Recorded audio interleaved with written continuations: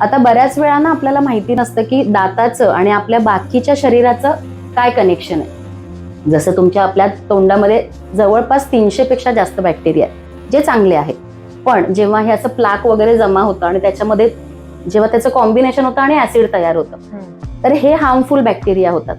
हे जर आपल्या ब्लड स्ट्रीम मध्ये गेले, आपल्या आर्टरीज मध्ये जर गेले आणि तिथून जर हृदयात गेले तर हार्ट डिसीज होण्याचे चान्सेस नक्कीच वाढतात. म्हणजे ज्यांच्या हिरड्या चांगल्या नाही आहेत त्यांना हार्ट अटॅक किंवा हार्ट डिसीज होण्याचे चान्सेस डबल आहेत. किंवा हे जसं आपण इनहेल करतो, हे गेलं ना आतमध्ये तर तुमच्या लंग्स मध्ये पण ते जात आहे, तर तुम्हाला तो न्यूमोनियाचे चान्सेस पण आहेत. खूप वेळा माउथ ब्रिदिंग करताना दिसतात मुलं आपल्याला, किंवा हे तिथून आहे.